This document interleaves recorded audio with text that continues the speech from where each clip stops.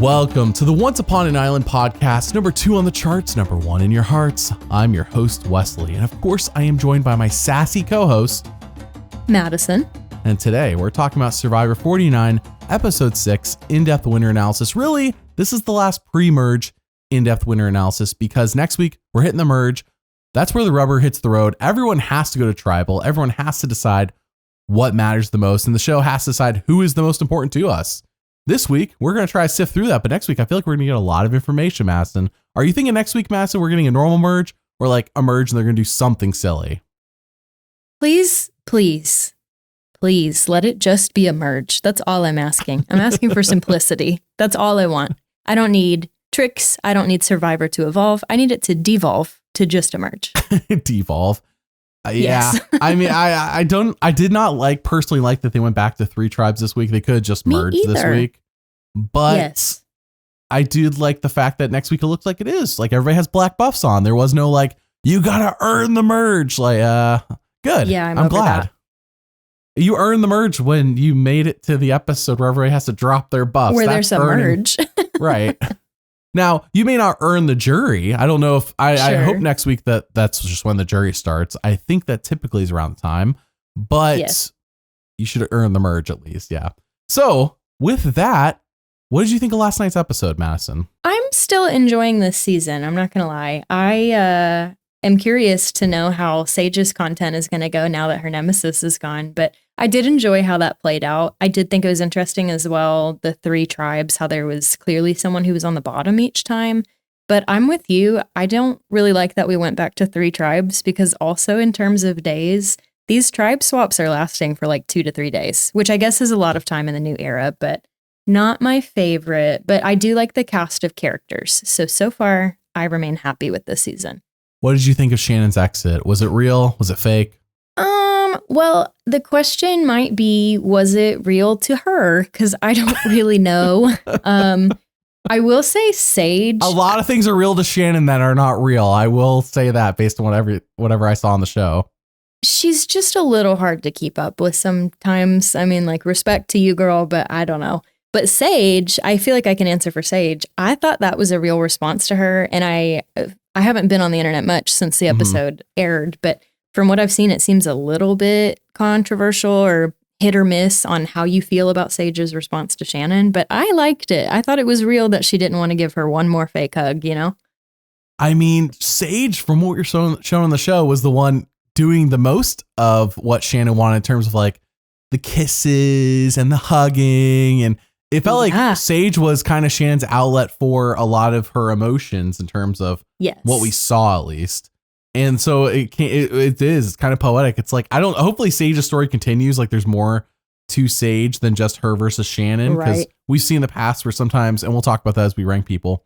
We've seen that in the past where it's like, we have this character and they're important, but as soon as like the other person that they're involved with and the story is done, their story that's kind of it until they're voted off. And I'm hoping that's not the case. I hope Sage has more in the tank and she doesn't go back to just talking about her bodily fluids. Because I think we went through a whole episode, maybe 2 episodes of that, her mentioning her bodily fluids, which is... I'm grateful. I'm okay with that. This is my 3rd time on the podcast this season. 2nd of those 3 times where I don't have to address that sort of thing.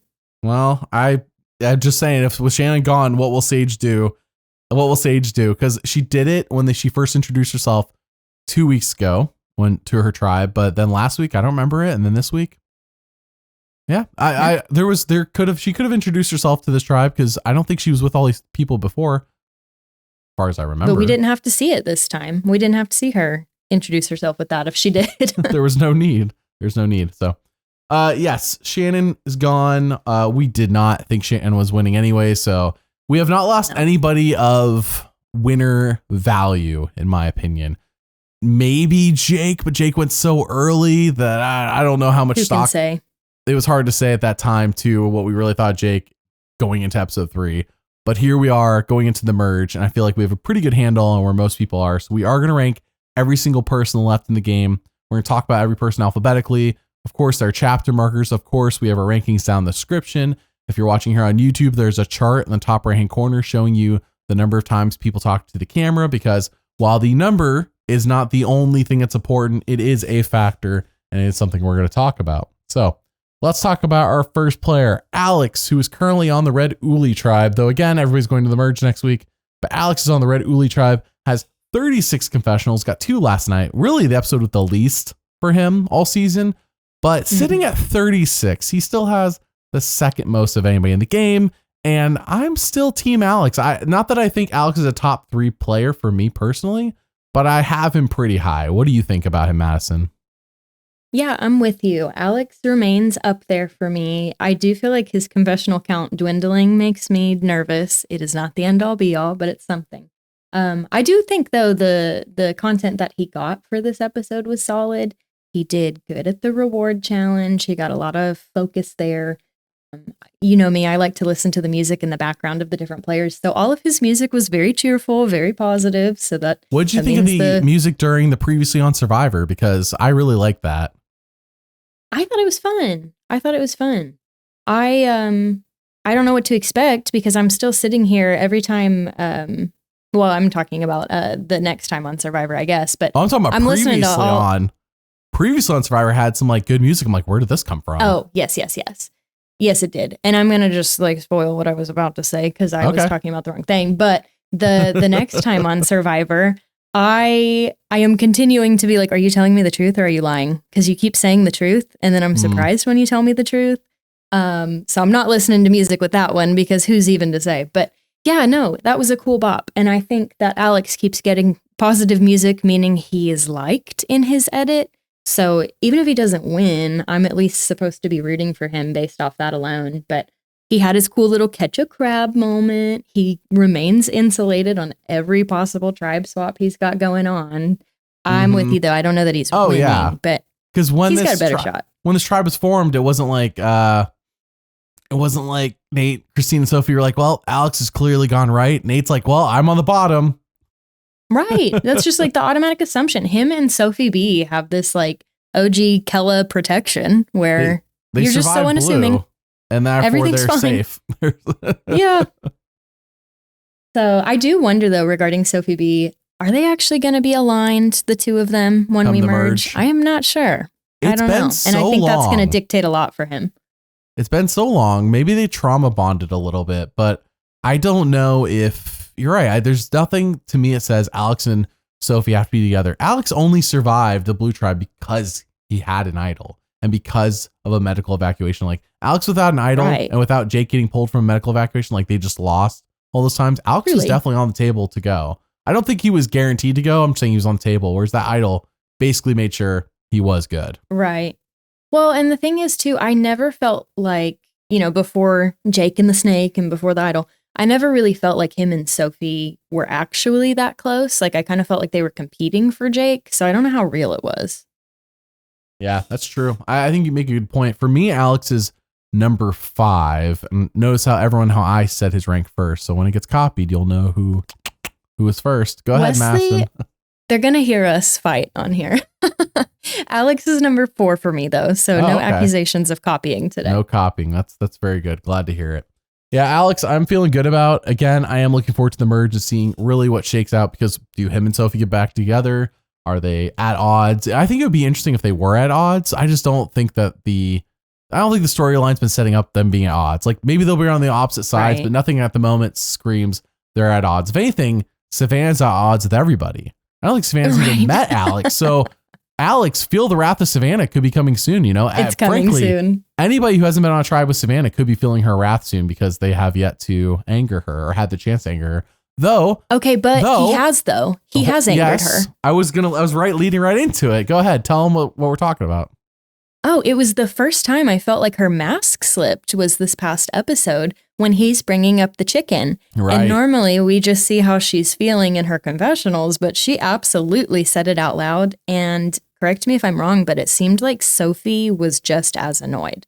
So again, crack in the Sophie Alex thing. Sophie, however, that was all body language and not words. So I could be off with that. I don't know why. There was so much anger towards Alex. Like his tribe won a reward and he had to kill the chicken because Jeff asked about it. Like he didn't just bring it up from what I recall, right? Alex didn't just volunteer the information. Am I incorrect? Is that how, did I remember that wrong? I think you're right. But the thing that I kind of noted was, the phrase winner, winner, chicken dinner. Mhm. He didn't say that, but he said chicken, chicken dinner. And I'm like, are you implying that you're the winner, winner here? What's going on, Alec? I don't know. I think that it's an overreaction. It kind of reminds me of when Jawan won that tribe disadvantage. Everybody acted like Jawan was the worst, but it's like, oh, true. Like this, especially Kristina. Survivor I remember did Kristina this. being mad. Yeah, Survivor did this. Like he was just playing the game he was forced to play on the journey. Right. And He can't help it. Here it's like, well, our tribe won the chickens, and Jeff asked, so I told him. And chicken, chicken dinner. Savannah's mad. But in the narrative, you're right. Savannah has put some wrath on Alex, so that is negative. So it's there. Let's see That's what negative. happens. The force is out there on Alex. Alex, number 5 for me, number 4 from you. Okay, our next player is Jawan. Jawan's currently on the blue Kelly tribe. Both him and Alex have 1 vote against them. Forgot to mention that. But Jawan, Jawan's getting it, right? Like we're getting the merge. Jawan's on the table to go pretty soon. I think so.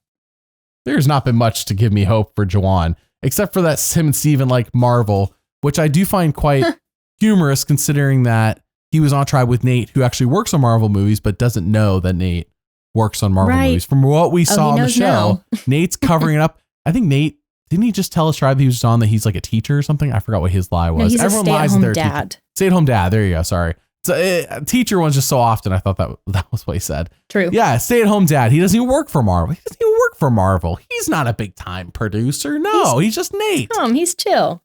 He's just Nate. He's not big. So yeah, Jawan, outside of his relationship with Steven, kind of feels on the outs and feels like, man, he does one more thing to Savannah. That's game over. I think that's just, he's done. She's coming for him. Yeah. And it seems like it's implying she is, but it does that a lot with her. He like touches her bag one more time, gets a piece of sand on it. It's over. Game over, Jawan. I feel so bad because I totally believe that was an accident. Everything he did was an accident. It just happened to be Savannah. I don't know, dude. He said, he even said like, I don't even know why. I think Madison that he might like Savannah a little bit and not even know it. You think? A little bit. Savannah has a boyfriend, so I'm not like implying anything. Jawan is single, but you know how like sometimes you have subconscious bias. Like we all have subconscious bias. Maybe a subconscious bias that he likes Savannah. Well, her bias is that she does not like Jawan. She doesn't like anybody except the Rizgod. I was going to say that one Sophie. time he brought her food, I think, and she's like, my boyfriend has to do a lot more to get me happy than this. I remember that. Like her and Rizgod seem to have a positive relationship from what we are shown. Though, to be fair, she could be raging against everybody, and the show is just selecting who to show who she's raging against at the moment. So yeah, you're not like, man, this girl's because Jawan angry. Coincidentally keeps taking her bag, so Right. It makes sense. Right.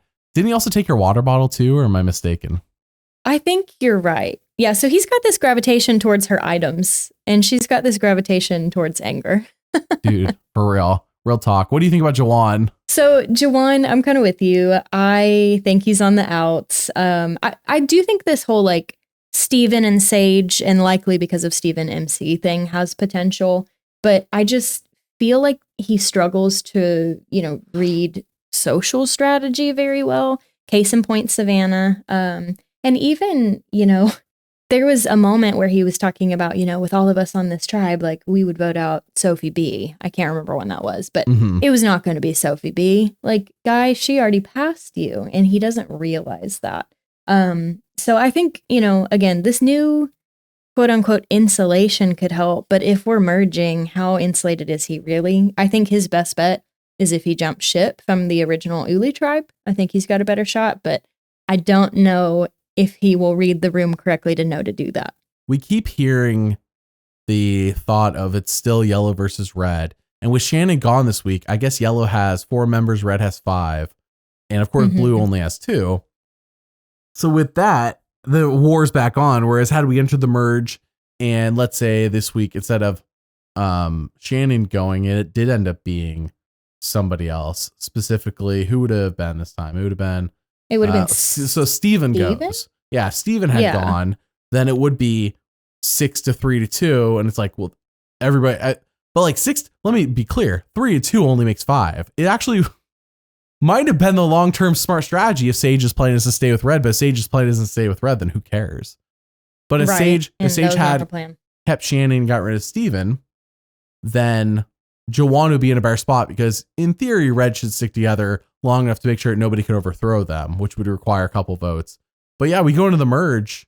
I do think Red's going to want to hold their numbers, but I don't know. I think it might be more Rizgod, Sophi B, Nate, and Savannah as the alliance, not Jawan, not Sage. I agree with you, especially because, Rizzo now knows that Sage is the one who told about his idol, and also Jawan's already on the outs. It's true. We haven't got to those people yet, so I wasn't quite sure. But in terms of Jawan, for Jawan's it's sake, funny because Jawan's done nothing like that. He's just happened to accidentally happy to be there 3 times touch Savannah stuff. I love Jawan. I will not stop loving him. What has he done That's wrong? the thing. He hasn't done anything wrong but look at Savannah. No. Other people on that tribe have done more wrong than him, and yet for some reason Jawan gotta go. Truly. So Jawan's gonna be somebody I'm definitely throwing votes on for our fantasy league because I definitely need to move up the ranks. I need to move up the ranks. All right. But speaking of ranks, he's number 8. Beat you. Number 8 for you. Jawan, I'm pulling up right. I gotta switch between my screens here. Jawan, number 8 for you. For me, he is number 10. Seems like a dead man walking. Because if we're talking about actual winner chances, it seems quite low at the moment. He could go up. Yeah. But quite low at the moment. So I'm sorry. Why am I saying number 10? Incorrect. There's only 11 people left. He's number 9. My bad. There's 2 people below him. He's number 9. I was wondering how he made it to 10 for you, but I wasn't going to judge. But I will say moving forward, the moment I think you're about to say your position, I am going to immediately say mine. I'm so sorry to the listeners who find that annoying. I will not be accused of copying today, Wesley. I don't think there's going to be as much copying as you think. Our next player is Kristina, who actually is one. Her along with Jawan, I forgot to mention this, have actually been on all 3 tribes. It wasn't talked about in the show at all. That's true. But they've been on all 3 tribe colors. Those 2 and I believe Sophie S, the only 3 people actually be on all 3 tribes. So they're going to have, I don't know if they get to get their buffs at the end of the season or if they go for charity, but if they get to keep their buffs, like shoot, they got to get all 4 colors used in the game. I know. Pretty awesome. Kristina is our next player. She's currently on the Red Uli tribe, has the unfortunate circumstance, despite having her confessionals go up as of late, does have the double stinker, does have 2 zeros and 2 and 3. And that makes her a dead woman walking in terms of winning this game. She has 8 total, which isn't much to begin with. And frankly, I don't think the show has done her much favors. And then when she has this whole thing where she passes out because she was told there's a second tribe swap, the only confessional she got this week was about that. She's like, yeah, everything kind of went to black because it was very emotional for me. And that was her entire content, basically, this episode, in terms of Kristina focused content. Right. I can't believe they put that in the preview for 49. Like her moment was in the preview. You go back and watch the preview for the season. It's like, it just ends up being a woman is emotionally devastated that there's a second tribe swap. On paper, it's like, but in Guatemala, there was an 11-mile overnight hike. It's just saying. It's different, but you know what? Slight devil's advocate and speaking from some experience here. Yes. No, she really seemed like she was having a panic attack or an anxiety attack, and those feel very physical and very scary. Yes. And, I imagine your mental state really struggles when you're on a random island with random people and not eating food. So I know she said it was her knee, and if it was Kristina, I'm sorry, I'm saying I think it's something else, but I just feel like she was having a full-blown panic attack when that happened more than anything, so the thing is, I like Kristina. That could be scary. The show isn't doing her any favors in terms of the story. It's not giving her much at all. And despite the fact that I like her, I feel like she's not been a great representative on Survivor in terms of going against what people have been saying about the soft casting. When we see last week, Alex and Steven are like, all right, we're gonna man up. We're gonna, kill these chickens, clean them and everything. Kristina was specifically given a confessional where she's like, I'm not doing any part of the process. She's not plucking. She's not cleaning. She's not cooking. And it's like, why did they leave that in unless to undercut her? Why? No, we can go. I would cry over the chicken person. We can go in fairness all we want, but I'm saying they left in her confessional of that to let the viewer know she's not willing to do any part of the process. It's one thing. I understand that not everybody is willing to kill the chickens, but it's a 4-part process. And if you don't want to do any of the other 3 parts, but you still want to eat the chicken, Your wife will do all 4. It's I craziness. saw people were all excitable about Mary's ability to chicken. No, Mary, I'm not saying Mary would be cold-hearted when she kills a chicken. No, Mary but she's got, the experience. She'll do it. She'll take care of business. My point is, story-wise, is that they're undercutting Kristina because she's not willing to do any part. And then this week, she passes out because she was told there's a second tribe swap. Like, the show did not, it does the slow-mo and makes it dramatic, but that's just for TV. That's not because they want you to feel like, because we're rooting for Kristina. Had this happened to Savannah, I think it would have been shown differently, if that makes sense. But more minor devil's advocate. Savannah also wouldn't have passed out because there's a second tribe swap, because that's not Savannah's character. Yeah, I wouldn't see that happening. But very minor devil's advocate here. I did take note of when they came back for the immunity challenge later. Jeff specifically looks at Kristina and goes, "There's that smile again." And I was like, what? Nice, Jeff. Here you are. So I do think he likes her. I think I'm with you that she's not getting a winner's Well, he doesn't edit. want anybody dying on Survivor. She was like having a near-death experience because they were told that there's a second tribe swap happening. Yeah. Okay. But to me, it's proof that he likes her. This is not news. Instead of saying she's a quitter or something. Oh, well, Jeff wouldn't do that anymore. That was pre-40 Jeff, not post in 41 when Jeff was falling over backwards for every player, including rooting on. I remember that one reward challenge where Heather couldn't like run under the thing and catch the ball like at all. And he was just like so encouraging to the point where we were all like, is this Jeff? What happened? That was the moment for me where I was like, it wasn't when he dropped guys. I mean, that was definitely a sign, but for me, it was during that challenge where he was being like, this is not Jeff. What happened? But you know what? There is that Jeff still in him when you suggest that his reward food. That's true. Diet. That's the thing. It's still in there. You have to say something that Jeff doesn't agree with or goes against. Yeah, you have to hit the ego, basically. Not that I'm encouraging that, but if you hit his ego, then yes. And that's a lot of people. That's not just Jeff, but he's the one on our TV screen. So exactly. But all of that to say, though, Kristina is last place going to win. Last place, 11th. Wesley, yes, 11th place. I mean, it's only fair. Like, I feel like it so fast. Factually, that should be her ranking for everybody because she has 2 episodes with 0 confessionals. Like, she's the only one. It's not like there's multiple people. No, and realistically, her confessionals went down too. Yeah, the show isn't really worried about her. If she goes in the next couple of weeks, I wouldn't be surprised. Like Jawan might last longer. Or if she coasts for a long time, but still definitely doesn't win. She's not winning now. They can make her a better character all they want. They've had plenty of time to do that. Just ain't happening. And they didn't. No, not at all. All right, after Kristina, our next player is MC. MC, currently on the Yalohina tribe, has a beware advantage at the moment. But that is, I think, historically, basically a guaranteed idol. I've yet to see somebody get a beware advantage and not get the idol from my recollection. I think you're right. I know we've seen the first couple seasons in the new era, 41, 42, when they had to say the silly phrases out loud. I think that was the only time people were going episodes without. But like nowadays, the beware advantage has become there's nothing really to be aware of. It's more of like, okay, as soon as you lose, make sure you get the idol for your tribal. And it happens every time. So kind of like the Rizgod getting his idol, MC basically has an idol. That's how I view it. Next week, she'll get her idol. If she doesn't, mind blowing. Now, the key with MC is she needs to keep it secret, as we learned, because Sophi B has the knowledge of power. And Sophi B ain't robbing Rizgod. If she would rob MC, though. So MC's got to keep quiet about this. And she's kept quiet about her beware advantage. She's got to keep quiet about getting the idol. Right. What do you think about only MC? Steven knows. Oh, by the way, only 16 confessionals. One got one this week. Yes. So I really, really like MC. I have from the start. I continue to like her. I think she's cool, but she is also just a likable player. I think she's pretty smart about what she's doing. Obviously it tends to be the opinion or the top tier opinion to just keep everything completely to yourself.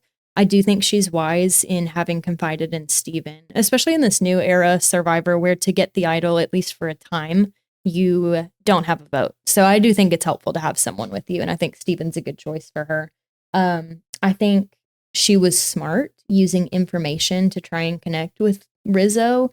Even if it doesn't help her gain an ally, she's at least, ideally for her, put a crack in the tribe by saying, hey, Sage actually told all of us. I don't know why she said that, though, then. I think that was the right information and a right move. I think it was the wrong time. there was no need for her to volunteer that information. I think there was no need. I know she was at the bottom of this yellow tribe, but there's no need for MC to say that because what is she going to accomplish? Sage isn't there.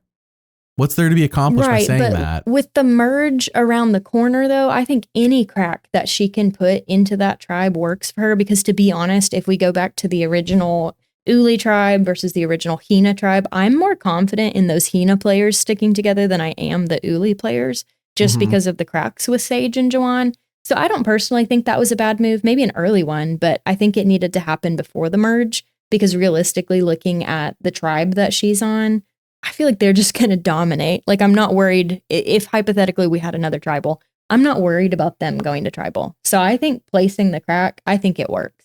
Where I worry for her is I feel... Comment below whether you think MC made the right move telling Rizgod in this episode or if she made the wrong move. That's really, it's a binary choice. It was either the right move or the wrong move. And I want to see what the consensus is in the comments. Okay, go ahead. I feel like it was right. I'm not saying that you are wrong. I'm saying that I think this is up for just opinion curious. Based on where we're at currently in the season, because we're really going to find out come next week. True, in the coming days. But yeah, when we get to the merge, I think she is going to be someone who gets individual immunity wins. I think she could be exposed as, a beast in those ways, and then her target's going to grow. But I don't know. I just love MC. I'd like to see her go far, and I think she will go far. I am a bit worried about her only having 17 confessionals. I know she has at least one in every episode, but we're 6 episodes deep, and she has the third least out of everybody. Remind me, in terms of confessionals, and this could just be my memory not being correct, Rachel, she didn't get a lot at first, right? I can pull that up and look, but you're going to have to give me a little bit of time to look that up.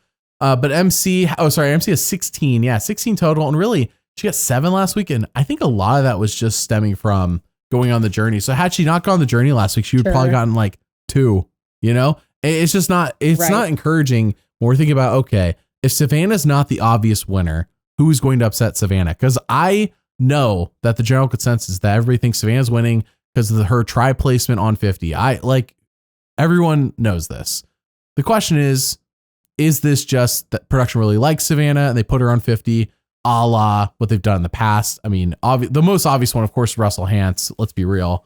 But I think it's very possible that somebody could upset Savannah's win in terms of like us thinking it's so obvious, and that person wins, and either A, it's like a Nate where it's like, I can't afford more time off work, I'm an important person, or B, the show was just like, yeah, you were fine, but like we don't want you on 50 specifically.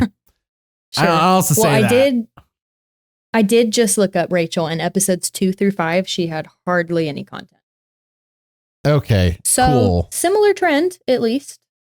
I will say that Rachel, I do recall personally how I thought she was not much of a factor, and I thought Sierra and Sam were more important. And they really were on the tribe they were on, but they didn't have any tribe swaps that season. There was none. So things were just kind of like, this is how it is, and this is how it's going to go. Rachel, for those wondering, through the same number of episodes, Rachel had 7 plus 1, 3, 8, 3, 11, 11 plus 2, 13, 13 plus 1, 14, 14 plus 4. So she had 18. You're right. That's pretty close through 6 episodes to what MC has. Rachel really picked up once they hit episode 7, whatever. When she hit episode several, Rachel really then jumped up in her content on the show. Once she got saved by Saul's, I think that was the episode where she got saved by Saul's, whatever the advantage was that it was gifted to him on the reward he was on with his, on that feast. So, all right. Well, in terms of MC, where do you rank her? Where do you have her?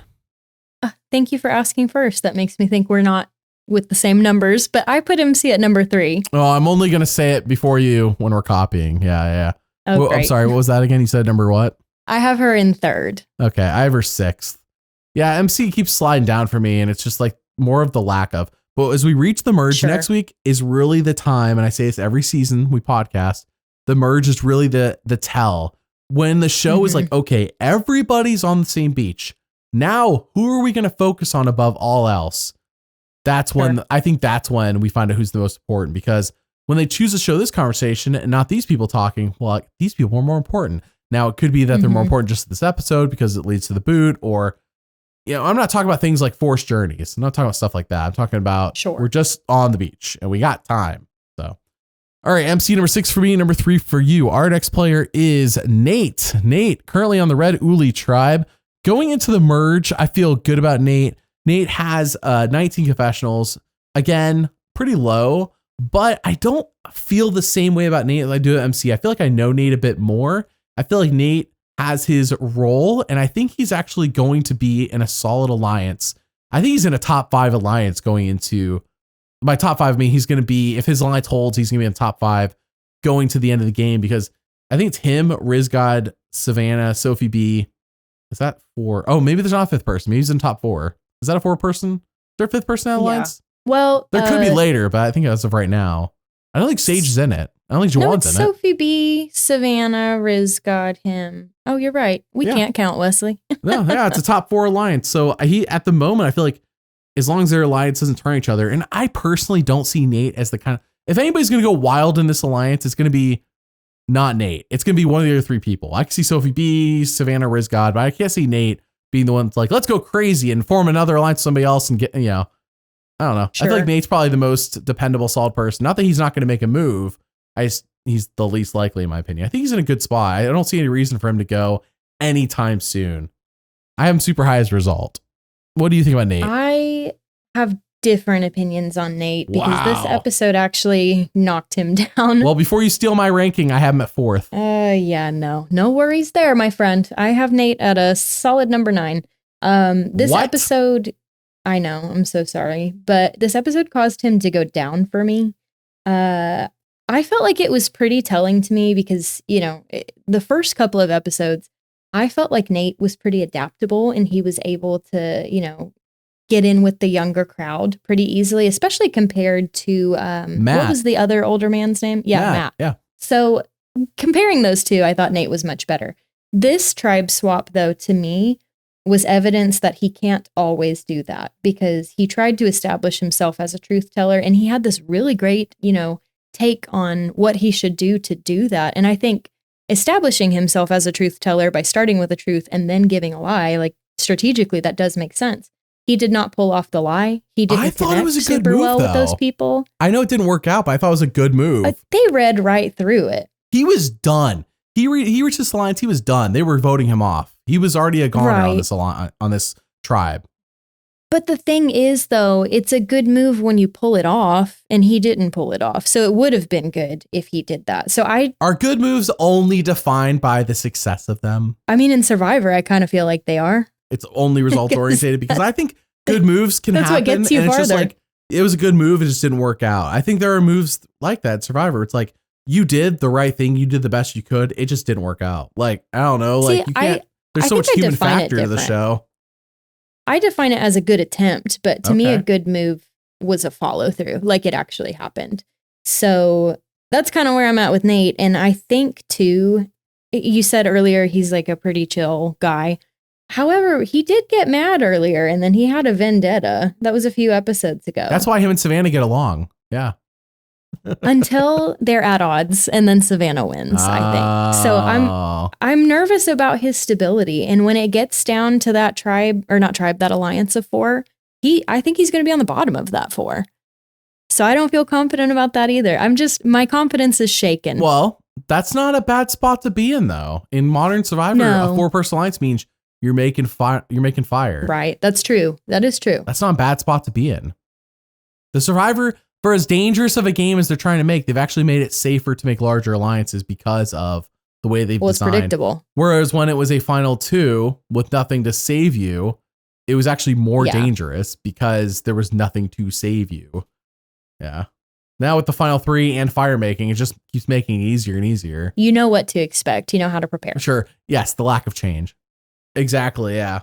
And because of that, if I hear anybody saying, "Oh, I don't know how to make fire," going into Final 4, I'm like, that's on you. I don't feel bad anymore. At this point, it's been so long. At this point, it's the norm to make a fire before you ever go there. And I don't like that we've reached that point, but we have reached We've been there that for point. So that's how it is. 14 seasons now. It's on you. It's on you as the player if you don't know how to make fire. Like, you have the opportunity. 100%.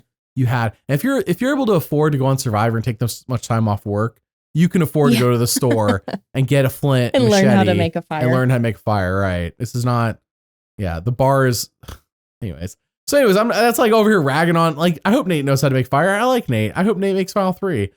Nate, for me, number 4. I like him. I like him, but I'm less confident in him than you are. So 9. That's quite a shame. Nate, truthers, rise up. That's what I'm saying. All right, our next player. You're causing such a war. Good. I hope I riots in the comments. But against me. No, not against you. I'm just saying Nate, truthers, rise up. Not against Madison. She's nothing wrong. Yeah, okay. Our next player is the Rizgod. Rizgod has an idol in his pocket, though. Everybody and their mother knows about it. He has 1 vote against him. Of course, Nate had a vote against him, too. For those keeping track of who was on track for perfect game, there's still quite a few people eligible. Also, some of these people, I don't think, has everyone been to Tribal yet? I think so. I don't know for sure. I gotta double check this. I think so. Kristina, MC have not been to Tribal, and Sophie S has never been to Tribal. Those 3 have never been. Everybody else has been at least once. So wow. Okay. Yep. Yeah. I stand corrected. Isn't that crazy that people can go to episode 7 and still not reach? And that's not a new era thing, because I remember Saria on Game Changers not going Tribal until she reached the merge either, because she was just on Good Tribes. See how that panned out. Hey, so. She did not lose Game Changers. She lost Game Changers due to nonsense. Nonsense, yep. I say. Rizgod, by the way, sitting on a whopping, and I do mean a whopping, 28 confessionals. Not quite the highest. I mean, he is the 4th most. But because there's 3 people in the 30s, one being Alex, we talked about earlier, 2 more coming up. But 28 confessionals this week. He gets the goofy moments every week. Whether you think they're funny or not is up to your own perspective. He gets the goofy moments. He's in a solid alliance. Savannah's never raged against him. I almost think that's a positive at this point. In fact, I think she's only been chemistry. They do. They have good chemistry. They clearly are friends. That's the kind of chemistry we're talking about. Mm-hmm. The Rizgod, though Rizgod is on 50, and like ignoring everything I've seen on the show, 50, the fact he's on Tribe with a winner. I think he's on the tribe with Kyle. Kind of tells you, like, would Survivor put 2 winners on Tribe? And as much as I like Rizgod, it does make me go, we on the podcast and you see online, people talk about Survivor decisions all the time. It's a show run by humans. Like, they're going to make mistakes. True. I just think this is one of those mistakes that they wouldn't make. I don't think they'd put 2 winners on Tribe and have a Tribe with no winners. So it does make me worried. I'm like, I like Rizgod. Is Rizgod going to win? He's in the right alliance, in my opinion. So it's really going to come down to what does he do in the post-merge game. Rebecca talked me out of Rizgod being a number 2. He's down to number 3 for me. Yes. Moved down number 3 because I'm like, okay, if we're being realistic about who actually has a chance of being Savannah and not being asked for 50, that's kind of the question. I think we all have to be asking who can beat Savannah, the I think it's right. Use that word, presumptive winner. Who's going to beat Savannah and not be asked for 50? That's the question on everybody's mind. I don't think it's Rizgod. Rizgod's on 50. We know that. So if he beat Savannah, had he won the season, he wouldn't be on the Tribe he's on.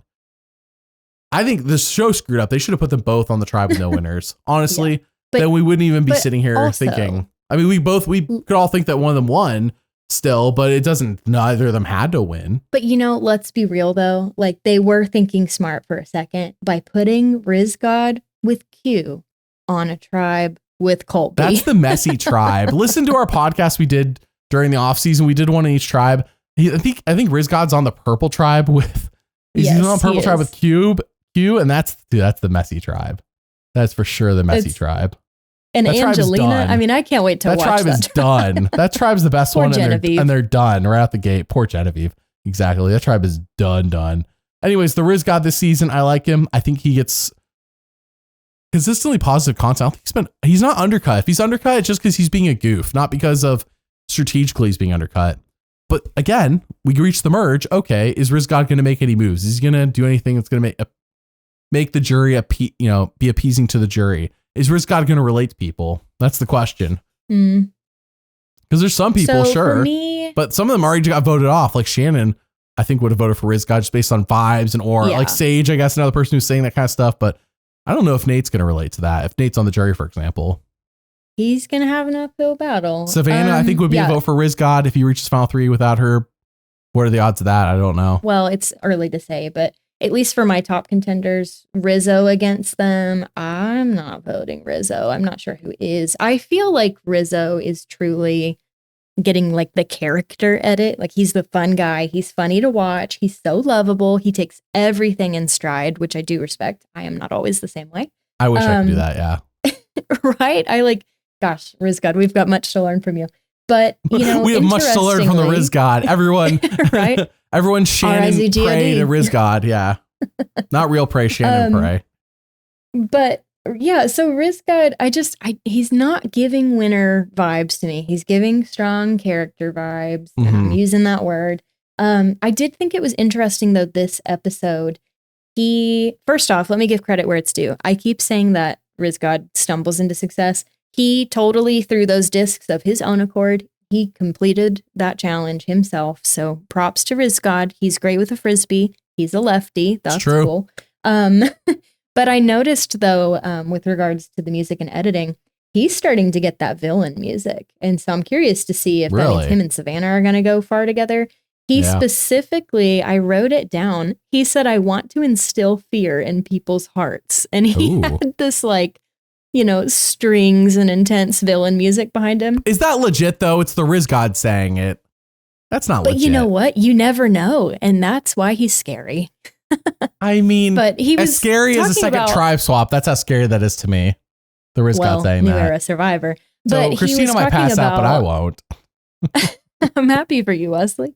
But with Rizgod, when he was talking about that, he was saying he wasn't surprised that Sage would tell and that everyone knew. And now he's hoping, that's just going to instill fear in everyone and he's going to take that power. So I don't know. I still don't think he's winning, but I think I wouldn't be surprised if he did, I guess I would say. I just don't expect it. I would be pleasantly surprised. Yeah. At least right now. Pleasantly. Oh, okay. Yeah, I hope he doesn't do something that makes me not pleasantly surprised by a win. But if he wins, I'll be. If him and Shannon shows up. If him and Savannah are sitting in the final three and he wins, I will be like not Gabler levels of laughing when Gabler won, but it'll probably be up there. It'll probably be up there. It would be up there. Yeah, it'd be up there. All right. So Rizgod for me, number 3 for you. Number 3 for me. Where's he for you? He's number 5. All right. Our next player is Sage, currently on the Blue Kelly tribe. Going into the merge, I feel like her storyline, she needs a new storyline. Like it's almost like wrestling. One storyline ends. If you don't have another storyline, you're going to be forgotten by the audience. Sage storyline just ended. She won the battle against Shannon. That was my big question. I had her low in my rankings, so I was like, it's either her or Shannon, and I don't like the odds for either of them, so I put her low. Sage actually moved up a little bit because she won the battle, but I do need more from her because I do think the season started kind of Liz-esque from 46, where it's like Liz's whole character for a few episodes was, I'm rich. Like I'm so stacked with cash, as we learned that was just a joke. But that was her strategy. Her strategy was to tell everyone she's rich. Sage's strategy is to tell everyone about her, bodily fluids and collecting zits and stuff. That was it for a few episodes. And then she finally became more of a character these past 3 weeks, really. But will that continue? Are we going to get a Liz story where it's like she reaches Liz reached the finale? People forget. Like Liz got pretty dang far. I think Liz made it to fire and lost. Crazy enough. Did. I know.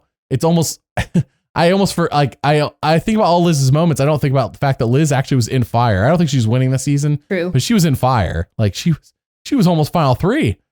Could Sage be like that? Most. Right. Could Sage pull? I don't know. I think Rizgod hearing about Sage dropping the idol information to everybody is going to hurt her. And if Savannah finds out, will Savannah be mad? I don't know. What do you think, Madison? Well, the thing that I really like with Sage, and I've liked this about her for a while, she does read social strategy really well. And I think this episode showed that she also waits well with information. I think we were getting glimmers of that beforehand, but she waits for you to kind of mention what she was already thinking, and then she joins in, and then you've got camaraderie. And we saw that with Jawan, and we've seen that before in the last tribe she was on. So I think she's got good social reads. She's not afraid to get away from that original Uli. And I think that's to her benefit, because if this continues to be a tribe versus tribe thing, she jumps ship over to the original Hina tribe. I think she is safer. I think she's smart to do that. I'm with you. I am curious to know if it's going to come back to bite her that she told on Rizzo's idol. But I don't know. I don't think she's going to win. But I think she is very strategic. Good thoughts, Madison. I'm getting sidetracked here for a second. I am looking at the purple tribe for 50 for those who are wondering what the heck we're talking about. Rizgod's on a tribe with Q, Kyle, Colby Donaldson, Angelina, Aubrey, Genevieve, and Stephanie LaGrossa. Notoriously a horrendous tribe in terms of challenges. I have yet to see anybody here be good at challenges. Colby's not been good at challenges since season 2, and those are different challenges. Stephanie LaGrossa, not good. Genevieve is okay in the individual portion. Aubrey's never been good at challenges. Angelina, come on now. Angelina's gif of her on that like rope challenge regularly shows up in my life. Good. Q, terrible at challenges. He won one reward, and that's it. The other ones, he was like, he like claimed he was throwing them. No, he wasn't. Come on now. But excellent at hide and seek. Kyle, I remember him again, individual. So Kyle might be one of their best individual challenge, but like him and Genevieve, are we really expecting those two to carry the whole tribe? Rizgod so far has been okay. I don't know. Just like out of the 3 tribes, this one feels the most set up to just be the mess tribe in terms of challenges. Could be wrong. And I can't wait. Could be wrong. Yes. Well, it does make me worried because I really want Q to make it far. Big fan of Q. Just made a video about Q. It's on Patreon right now. Big mistake if you don't watch it. Cancel Christmas if you don't watch it. Yeah, exactly. But in terms of Sage, I moved her up to rank number 7. What about you? Wesley, also lucky number 7, did not copy. That is a villainous laugh. You deserve the music. There's for only that. 3 people we have the same ranking of, and she was one of them. So the other 2, they have to be where they're at. So this is the only one where actually of free will, we both chose the same rank. Well, we do have years of friendship under our belt then. Go us. Yeah. Who's next? Who's next? That's the question. All right. Next is Savannah, currently in the Elohina tribe. We've been talking about Savannah during the whole podcast. Let's talk about her some more. She currently is coming in hot. Can you guess how many confessionals? Do you already know? How many confessionals Savannah how many has? confessionals Savannah has? So overall, she's had 38, but for this last episode, she had 2. Oh, I forgot I sent you the chart. Yeah. I was going to have you legit guess, but you already have the answer. Oh, here I am correct. Legitimately answering. No, yeah, that's the real answer. Yeah, she has the most at 38.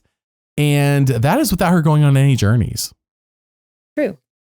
She didn't get that journey bump. That's why I call it, like, Alex got a journey bump. MC got a journey bump. You go on a journey, you get a bump in confessionals that episode. It's just the way it works. Yeah. You get time dedicated to you and maybe 1 or 2 other people for like 10 minutes. That's a journey bump. But realistically, Savannah had that outlier of episode 4 having 12 confessionals out of nowhere. Well, then episode 5 had 11. The chart, man. That's true. Yeah, 2 really, really big ones. I think not this one though. What's crazy is one of those, I think they actually went. Didn't they go to tribal for both those episodes actually? Yeah, they did. So that's why when they voted off Matt and then Jason. Mm-hmm. So the moment it's time to go tribal, what is Savannah thinking? And it like doesn't help at all the thought of like, is Savannah the presumptive winner? And we're, like, what is there to talk about? That's the question like all season for me is like, okay, it's either A, I assume Savannah won. It's like, what are we even doing here? Because the Survivor has spoiled itself. I don't do spoilers, but when the show spoils itself, like, it is what it is. How was I supposed to know? I looked at the tribe divisions for 50 that was going to get basically potentially spoiled. But the question is, okay, does the show love her so much that they just brought her back anyways, even though she lost? Because there is serious potential here for she is a villain. She is the only villain this season, legit villain, unless somebody takes a turn later. She's the only legit villain. And are they going to let a villain win? Are they going to set up, like they said in episode 1, act 1 of a horror movie? That's how they set up the season. Are we done with act 1? Is this the end of act 1? Is the next act going to happen? Because if anyone's been in the shadows as a monster, as a villain, it's Savannah. Savannah's the villain. And it's time to come out. Right. The merge is the time to come out and eliminate them one by one. She's already eliminated 2 people, kind of easy votes, but now's the chance to like make your move. So if she emerges as the villain, but like a good, I haven't watched a lot of horror movies. I would assume though, a good horror movie would be like, you didn't even know this person was the villain the whole time. And then they get revealed. So it'd be hilarious if we reach the merge and actually the whole time it was the Rizgod. Like that was actually the villainous monster the whole time. And you had no idea. That's how under the radar he was as a villainous monster. So at the moment, it makes me wonder like, okay, who beats Savannah and why don't they like them more than Savannah to put them on 50? That's my question. So Savannah's just, I feel like they like Savannah, but sometimes just so much like new era Survivor doesn't line up with how Savannah's acting. Sure. But you know what? There's a lot of people who have been longtime fans who I think call for what Savannah brings. I'm pro and Savannah. Even Sage. I'm pro Savannah. Yeah. I'm just talking about I Survivor also and its very hubris. much like her. The hubris But of the show. I say that to wonder, are they seeing, tinfoil hat, are they seeing what it is a lot of fans like and it's slowly returning through Savannah? I don't know. Is she a new era villain? Whatever we're defining that as. No, Savannah's definitely, she's got villainous moments, but I think Rebecca said it best yesterday when we were podcasting. She said all Savannah's like negative stuff, she does it when nobody can hear her, which is actually what Russell Hantz was supposed to do if Russell Hantz wanted to win. Had he kept his negative takes to himself in confessional, people wouldn't have known as much as they did and he might have won his first season, and especially second season when he was like both seasons just outwardly being mean to people for no reason. Yeah. And talking the way he was talking. Savannah smiles and seethes. Sure. Just like the penguins of Madagascar. Smile and seethe, boys. Smile and seethe. That's what she's doing. They just smile and wave, but she's smiling and seething. To your point, I like Savannah, and I agree with you. I feel like she, in her confessionals, she is very honest. She's real with the viewer about how she's feeling, but she is very wise with her tribe and typically does not show that.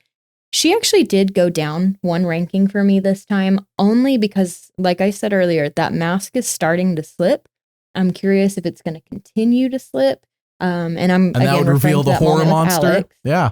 Yeah, and there it is. The mask is off. It was Savannah all along. I wouldn't be surprised. But spoiler, the person that I think could beat her and this week has surpassed her is Sophi B for me, because I think they're such polar opposite ends of the spectrum. And if the two of them go to the end as it stands right now, Sophi B is more likable. Sophi B has had to survive. She's got the underdog story. Savannah doesn't necessarily have that. She's been on top this whole time, and now she's starting to show that she's mad. Savannah's more I still put her above most, but even D, they were like, in my opinion, sanding a lot of the edges of her edit of her story to make her more likable. Personal opinion, you can disagree, it's okay.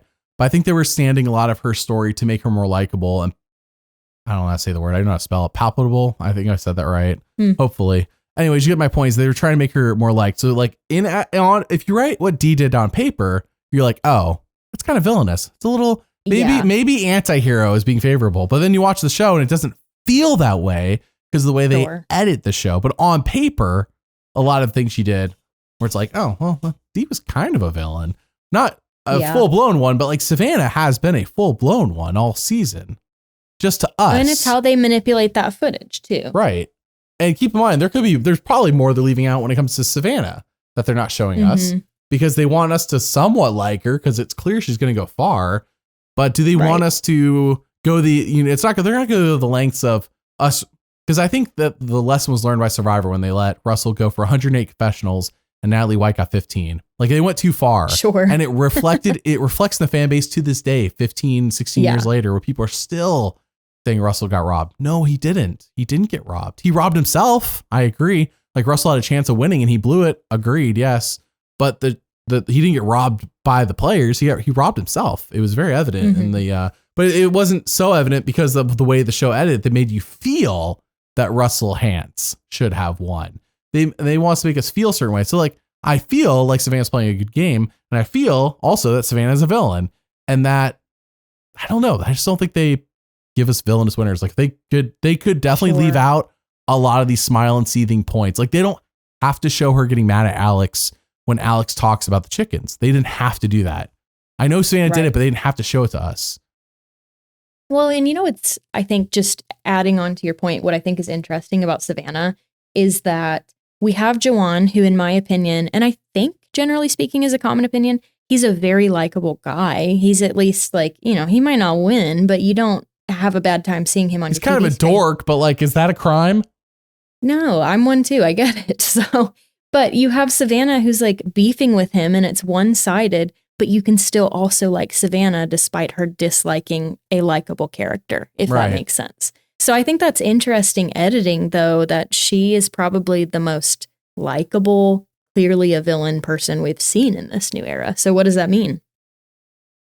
Are we turning over a new leaf? I don't know. I think if they return the leaf, of course, it does come down to the show cannot change the result of what happens. So let's say Savannah does win. They have to go back and be like, okay, what's our game plan here? Because she did do these things. She did say these things. And it's like, I think honestly, there's a lot of her negativity. She's speaking about others that could be kept out if they wanted to, but they've chosen not to. Because it's not like she's having a moment with somebody on the beach and it's like, well, this is just good TV. I can't cut this out. No, there's a purpose to this. They're confessionals. They're confessionals. These are confessionals. Like, this is a choice they're leaving in the show. That's why we say the number's not always important, but like, she's 38, and I don't know how many of them have been speaking negatively about somebody, but shoot, if it ain't been at least once a week, probably a lot. Once a week, she talks trash about somebody. And I am pro this, by the way, from a viewer. I'm not at all against it, but if we're talking about in terms of winner, are they gonna do that to a winner? I don't know. Right. Yeah, she's an enigma with regards to some of this stuff, but all of that to say, I'm not going to be surprised if she wins. And while she's moved down on my ranking this week, at least in fantasy, I'm keeping her as my winner because I feel it's possible. Even without knowing where she is on the 50 cast, like, had we just been told her and Rizgod are on 50, or even if we hadn't been told that, like, she would still be top 3 for me. I agree. No matter what. I'd be the same way. So currently with how they're showing her. So for me, she's still number 1. I have no reason to upend her, but yes, let's move on because moving on will help flesh out what we're talking about with Savannah. Our next player is Sophi B. Sophi B currently on the Yellow Hina tribe. In my opinion, I think she's in the alliance with Savannah, Rizgod, and Nate. We'll see if that is the alliance next week when they actually merge. But Sophi B, you said you moved her up above Savannah. I haven't quite done that. I moved her above the Rizgod. She moved up to number 2 because as I said, I'm like, realistically, who is she going to beat? Sophi B has the third most confessionals at 33, but she has yet to have, from what I recall at least, had a journey bump. Whereas like Alex has 36, but like he did go on a journey or 2, if I recall. I think at least one. Yeah, he did. Yeah. So he got journey bumped on his confessionals, but like Sophi B, that is organic 33. She earned the 33. Yep. Sure, they went to tribal a lot. She went, but like she has the third most and she feels important. We're supposed to root for her, supposed to like her. Very unique voice, by the way. When I hear Sophi B's voice, I know it's Sophi B. I don't even need to see her to know that's Sophi B. You hear her voice, like that's Sophi B. Listen, remembering that there is in fact another Sophie, one of my notes on the other Sophie was also about her voice. Is that a Sophie thing? Sophie S, yeah. Sophie's let us know. You guys all have great voices. I love that Sophie S was raging against Sophi B. She's like, I want to be the Sophie now. I want to be the main Sophie now, or something like that. And it reminds me of the Troyzan Tarzan thing back in One World, where he's like, he can't be Tarzan. I'm Troyzan. Like, yeah. Well, what are even the odds of that one? Sophie makes sense. It's on purpose. I know Sophies. It's on purpose. It would have been funnier to me if they were both on the same starting tribe. True. If you're going to do it, go all out. Put them on the same tribe. Make it a mess. But yeah, Sophi B, honestly, they haven't done much to undercut her, if anything. The only thing I can think of is she's like, I want people to take me to the end as a puppy dog. I think it was something along those lines. I'm paraphrasing. Yes. I didn't have the exact quote. She wants to be the puppy dog that you adopt, the sad little puppy. Right. But I'm a sad little puppy dog you adopt, and then it turns out she's actually, a full grown dog, a pit bull or something. I don't know. Like, is there a turn, or does she want to go to the end as a little puppy dog? Because nobody wants to give $1 million to a little puppy dog. I like a little puppy dog. I don't give $1 million to you earned it. Dog. She's a pre-merge puppy dog, in my opinion. Okay. That's just let me get to the merge, I think. All right. She needed to be absorbed when she was extremely outnumbered. She's gonna hit that 6-month puberty that dogs hit, and then all of a sudden become a dog. They no turn into a puppy. A velociraptor. Yep. Very quickly, all of a sudden now I want to run around, destroy everything, and eat everything. That's the dog turn at 6 months. That could be her. Man. Cats too. Cats, when they hit 6 months, they're done being kittens. They're now cats. They're just crazy. It is crazy. 6 months, man. Humans though take forever. We do live longer, to be fair, but man, you look at like cats and dogs reaching 6 months and they're already like, yep, we're full grown adults. Ready to go. Physically, I know they're not full grown. They're teenagers, whatever. Somebody's bound to correct these me. Little adolescent dogs. Yeah, little adolescent animals or teenage animals at that point.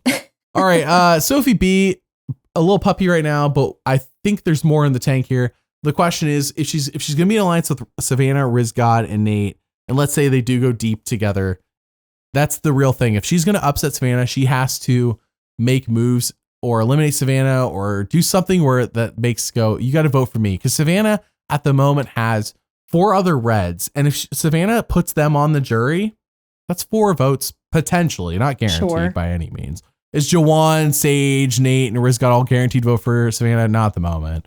But Sophi B has nobody. Alex maybe. As we just talked about that. Are they even on the same page going into the merge? I don't know. Who knows? But I do think with Sophi B, she has the smarts to pull off something wild. And I think this knowledge is power is going to be pivotal for her because she's not telling a soul. She's robbing and MC. That is the smartest one. I don't know if it'll end up being MC because I would love to see, this might just, again, be my tinfoil hat, but to make it really far, snatch that idol out from under Rizgod and do something crazy with it. Like, earn your respect. Is that a big move, though, when everybody knows about Rizgod's idol? But nobody knows about Sophie B's knowledge is power, and everybody's about to find out she's aligned with him. That's so true. that would be wild if she could pull off a cutting your ally at a certain point. Hopefully when Rizgod goes to 50, he's learned his lesson, and he's not going to be telling anybody about his idol if he gets one next season. Right. Because this is the you downfall. Gotta learn from that. You can have it stolen from you. People will plan around your idol. Like, your idol loses so much power when people know about it. It's like almost Survivor 101. In my opinion, it's 101, but it should be almost 101. When it comes to idols, don't tell anybody. He had no reason to tell anybody. Don't tell anybody. There's no need. Sure. There was no need. Nobody was there when you found it. You could have kept it to yourself.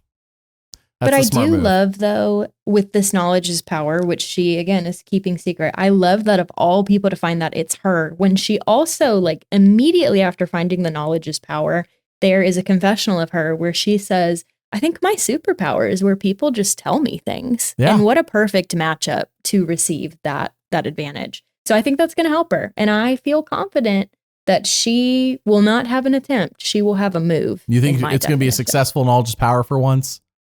I think so. I think if anyone's got the chops to do it, I do think Sophie B has that. And to your point earlier, like, we haven't seen her get undercut at all. There's nothing negative. There's no negative music. We're rejoicing that she has food. And honestly, she was a new woman after she got that food. Mm-hmm. So a fed Sophie is a strong Sophie. Yeah, Sophie B, I have up to number 2. At the moment, is the only person on the cast it's pre-merge, of course, but it's the only person at the moment it feels like, okay, if somebody beats Savannah and they don't ask them back for 50, it's Sophie B. It's her. Right. Yeah, I'm with you on that. Sophie B is her own person. She's like, her voice is really what separates her. Like, I hear Sophie B's voice, I know it's Sophie B. Like, there's no one else that sounds like her that I'm aware of. But I could see them casting 50 and being like, does Sophie B really bring anything to the table? Or do we, like, I would rather, honestly, I think the right choice is made, whether Savannah wins or not. I think the right choice made to bring somebody who is a little villainous. We need more of that. Sure. We've been talking about that for seasons. Well, and that blends in well with old era, right? Right. Like, they were comfortable doing that, and that was common. Right. If they had to bring back winners, I don't like the idea of them bringing back winners. If they had to bring back winners, bring back D was like, okay, there's a little villainous here. There's a little bit of villainous here. Like, if you had to bring back a winner, I could see why you picked D, because there's a little bit of villainy there. Also, the apparently being an on fire co-host, not guarantees it, but darn near. What, everybody except for Rachel got asked back? Well, that's been an on fire co-host. It's almost like it's almost like it was in the contract. Like, hey, like, I can't guarantee it, but highly likely if you on fire co-host, you're going to come back. We'll see you again. Yeah, we'll probably see you again. So, or it just tells you really who Jeff likes. It's one or the other. Fair. One or the other, or both. So yes, Sophie B for me, number 2, moved up finally.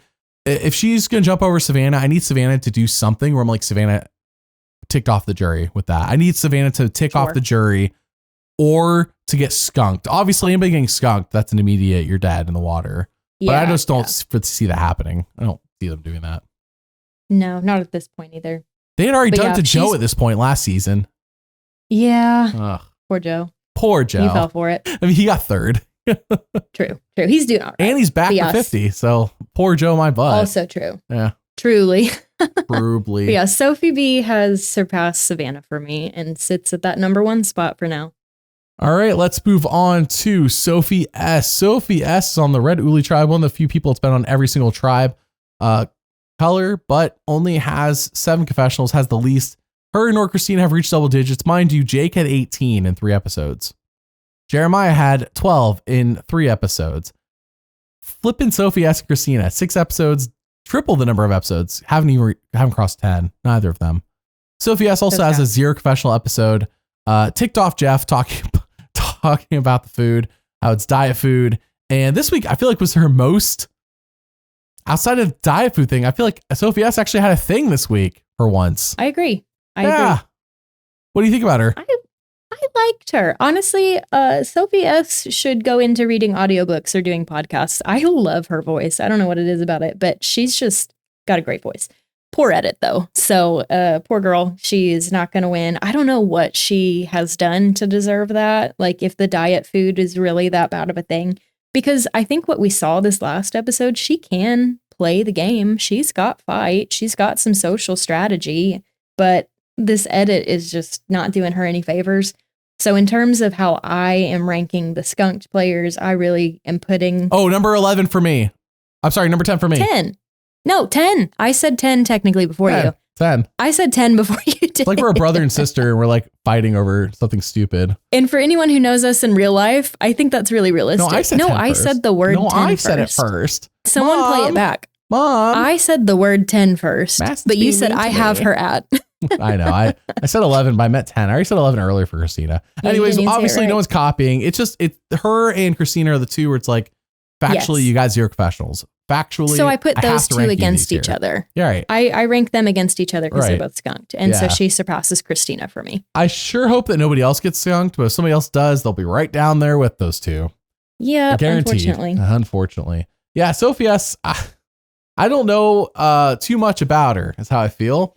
But what I do know about her is that she's raging against the fact that there's another Sophie this season. Finally, somebody said it. Finally. It's almost like Sophie S kind of like the person who's like finally saying the things we're thinking, but she gets so little time. She doesn't get enough time to tell us all the things we're thinking.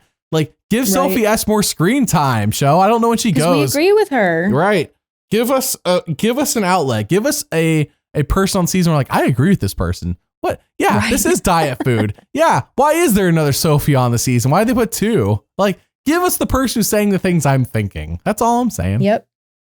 Yeah. But when you do, we don't get to see it. Right. And but that is Sophie S. It's a critique on Survivor, and the show doesn't like that. Yep. I don't like that at all. Sophie S, number 10 for both of us. Just like, what's the path here on winning? Is this the winner? Really? Are we going to say this is the... If this is the winner, they did not like her. No, they're doing her no justice if it's her. If she beats Savannah, I could see why she didn't gas back for 50, just based on the way they've treated her in the story. Sure. Right. Yeah, no, definitely not coming back. Yeah, for sure. All right. Well, our last player is Steven. Steven's on the Blue Kelly tribe. Made a new connection with Jawan. Got to mention that.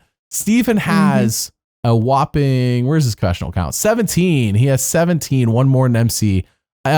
Steven kind of been under the radar, but he's always there. He's always present. He's always around. He's working. He's doing like stuff. Alex, he got credit from me for killing the chicken and doing the hard work. I still can't do it. Hey, but he did. If you were willing to participate in the plucking or the cooking, I'd give you credit. Like if you do, but to sit there and say I would do nothing, I'm doing nothing, I'm just going to eat it. Like, come on now. Yeah, I think I could cook it. I don't think I could pluck it. Him and Alex are killing those chickens, and then we got everyone down the beach hugging like it's the Titanic sinking. Like what? That's what it looked like. There's like all these ladies down there. Like what is like? I don't know. And then you watch Heroes versus Villains. Would be my pet. And JT I'd just have like a hard time. Spins that chicken until the head comes off, and James laughing about it. It's just like the stark contrast in cast. That is the way you kill a chicken, though, is it not? It's the best way. Yes. Yeah, you break their neck. Right. Anyway, you can chop the neck. It's more messy to do it that way. You spin it until the head comes off. Ooh. Hey, yeah, I'm going to buy my chicken at the store. Chicken is food. Unless you're a vegetarian or vegan, chicken is food. Anyways, we're talking about Steven. What do you think about Steven? I'm trying to move past the chicken still. So Steven, I agree with you. He's always just kind of there. What we see for the most part feels positive, sometimes neutral. But I felt like this episode gave him some positive edits. I felt like his challenge skills were highlighted. Those were good. He formed that bond with Jawan. And really, last episode, I think we saw him with Sage. So I think that's building a foundation. Obviously, killing a chicken with someone would bond you. So I think he has these little saplings of bonds. And I continue to be invested in him and MC. That might be off base since we haven't seen it in a while, but I think that's going for the long haul. So this merge, I think, can only help Steven. I'm not confident enough in him to even have him in my top 5, but he's middle of the pack. He could go either way for me. I need to see more of him to really have a defined opinion. Yeah, it's funny that I feel like I have more of an opinion of MC than Steven, despite the fact that Steven has more professionals. Steven, to me, kind of like MC, kind of like a couple of these players, it feels like Red's going to win the war if there really is a red-yellow war, and they're going to be on the losing side. Like, I don't see Kristina, Sophie S, Steven, MC being on the winning side of this war. I just don't. If they take Sage and Jawan, that's what I'm holding on to. Maybe one of them could slip to the final 3, because once the rest of your tribe has been decimated, what threat are you by yourself? Right. Yeah. But who's going to do that? I can see MC being targeted before Steven, because she seems like more of a challenge threat. Sure. She just looks like a more of a challenge threat. I mean, she literally had a sob story last week about how she was buff in school and people made fun of her. Like, that is her story. Which, I mean, I'm not making fun of that. I'm saying that was her story. Because it's not, the thing is, kids in school are just mean. They find mean. something. Yes. It's funny. I remember being in 7th grade and people were like, oh, you're like talking to other people, making fun of other people, saying that they're virgins. And I'm like, in retrospect, I'm like, we're in 7th grade. Was Hocus Pocus airing at the time? Because that can lead to that. Why would Hocus? Happy Halloween. Was that a big part of Hocus Pocus? I don't remember Hocus Pocus, I guess, that well. Calling For each real? other virgins. They're always talking about how it has to be a virgin at night. I don't think lighting the candle. 7th grade boys are picking on each other because they watch Hocus Pocus. I could be wrong. You'd be surprised. I would be surprised. That movie taught a generation that word. That is true. Anyways, I just remember, like, in retrospect, I'm like, what are people talking about? Just being, they're just mean. I'm saying kids are mean. That's especially middle school. Kids are mean. Yeah. So anything they can find to make fun of you, they'll do it. Yeah, Steven, I have him ranked. Well, I'll let you go first. Or do you have Steven ranked? Well, that means it's not the same. I have him at 6. Yeah, I have him at 8. I told you there's only 3 people. We've already said all 3 people.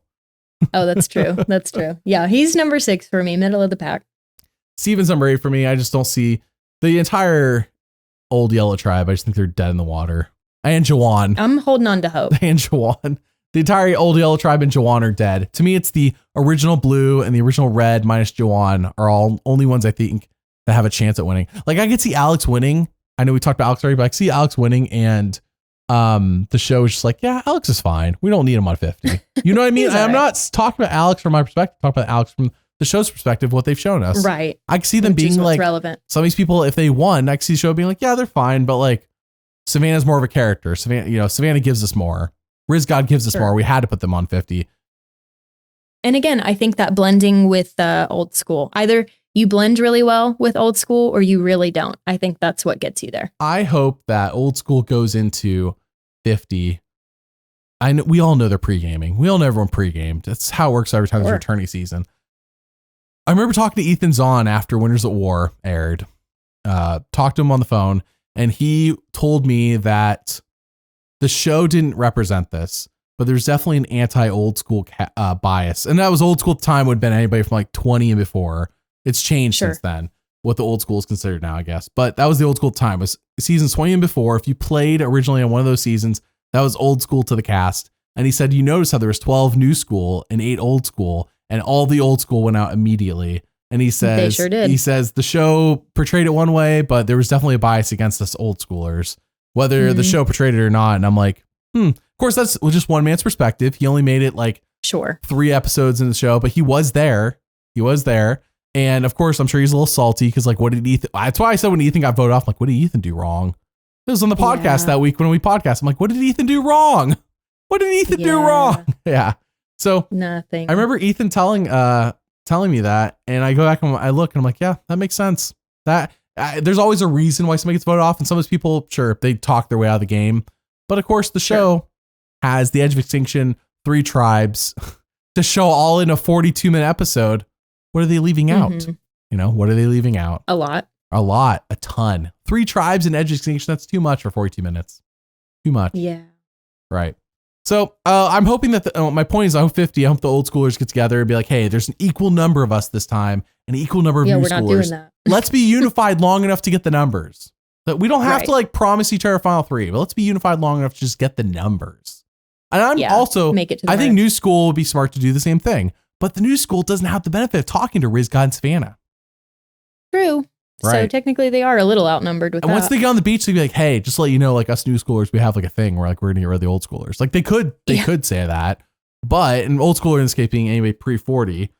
But that's the thing. I think new schoolers could be theoretically more disorganized or even more organized because they do meet, like if anybody's meeting up in person, it's all these new schoolers, especially since most of them come from the last 3 seasons. Like they've all met each other in person. True. They're already bonded. Oh, 100%. The old schoolers They've hung out. are living their lives, right? They're not like meeting at up this every point. week at doing watch parties.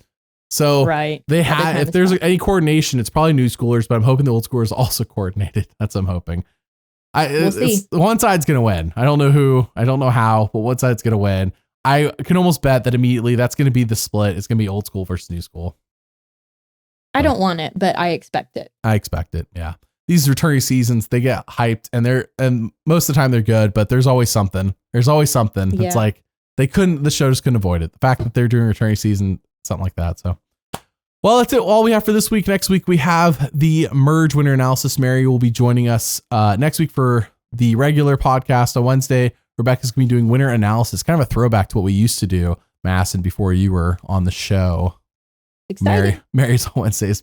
Yeah, then we got foster children. Now we got a baby, and it works out this one time, but And it doesn't. Now I'm here. Normally doesn't work out. Yes, you're definitely helping, as Mary right now is taking care of our baby.